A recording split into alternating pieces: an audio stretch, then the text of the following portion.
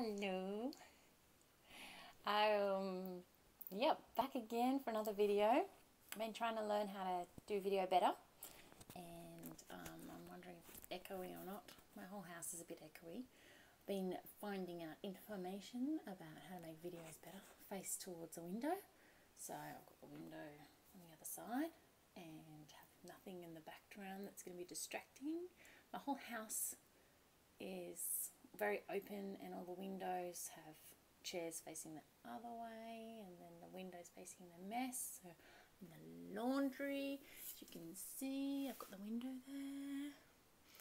Alright, I've locked myself in the laundry, and I'm going to have another go at making a video.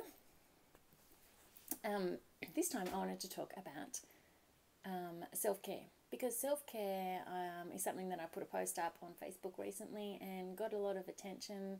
Well, not a lot, but it got more attention than other posts, and I thought that was really interesting, especially because self-care was just so jaw-dropping to me when I first found out about it. I remember being at a counsellor with Brad when we were first getting married. We were talking about a lot of different things, and we were getting equipped for life, and the counsellor, who was a Christian, kept saying, oh, you need to look after yourself, you need to make sure that you're taking care of you, you need to make sure that you're happy, and you're putting yourself first. You know, that was totally not biblical to me at all. And I said, isn't that selfish? Like, that's what we've been taught all along not to do. And she said, it's called self-care rather than selfish. And self-care is looking after yourself for other people.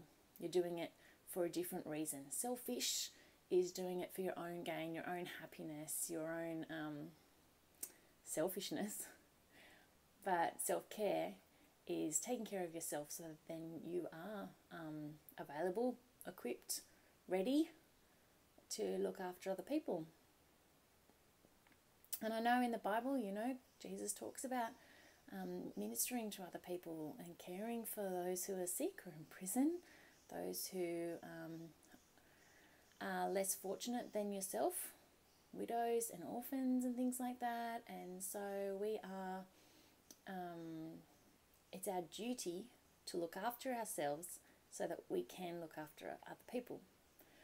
And I mean, as a female Christian, I do feel like it's in my DNA to be taking care of other people. God created women as a bit of a help he created Eve as a help for Adam, and I know that for me it kind of comes naturally to want to be, I'm a stay-at-home mum by choice. I want to be there for my kids, I want to be there for my husband, I want to be able to do things and help them to achieve what they want to achieve.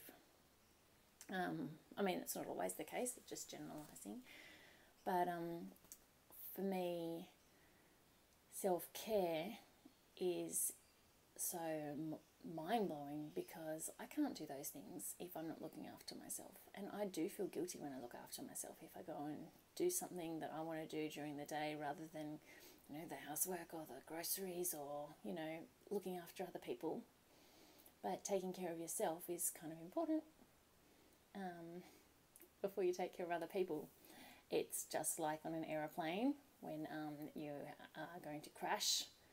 There is instructions for you to look after yourself, give yourself the oxygen first before helping anybody else around you. You need to be able to be able to help. So I thought that was really cool.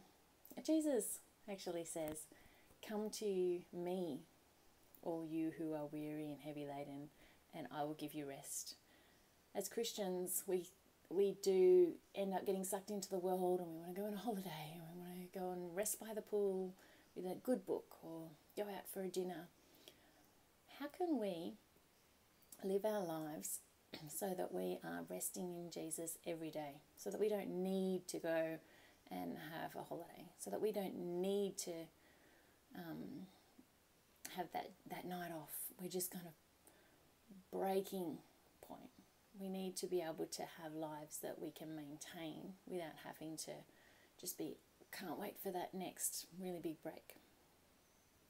If you're finding yourself exhausted and you just can't keep going, you feel like you're going to break. Something needs to give. And literally, something needs to give. You've got to give something up. We can't do everything. And I think as mums in this modern age, we feel like we have to be working and being the one who is the knower of all things. We know where things are. We know what the schedule is. We know what's in the pantry. We know all things. And that's a big burden as well. And we have to feel like we run the household as well. And running around after kids, we've got high expectations for them, want to get them to be an excellent dancer or an excellent soccer player or whatever it is your kids are involved in. We feel like we can't drop the ball because then everything will just not work out. So we've got to keep that ball up. And how are we going to do it? Draw near to God every day. Draw near to Him. He will give you rest. I also think, of Jesus telling the Samaritan woman at the well that He is the living water. We've got a cup.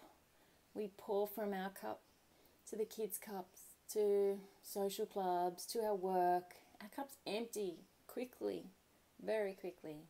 And then the kids' cups have holes in them and they need filling up again, and they need filling up again, and they want dinner every night. Anyway,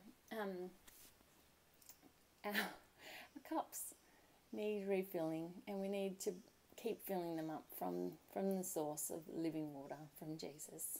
And so it is just so important to draw near to Him, to just sit, be still, without a device, without interruptions, and just pray to Him. I mean, sometimes if I close my eyes, I fall asleep. It's so exhausting. But just come near to Him. Put in your headphones and listen to the Bible on audio if you're too tired. Some of it gets in. Just keep on drawing near to Him and He will give you rest.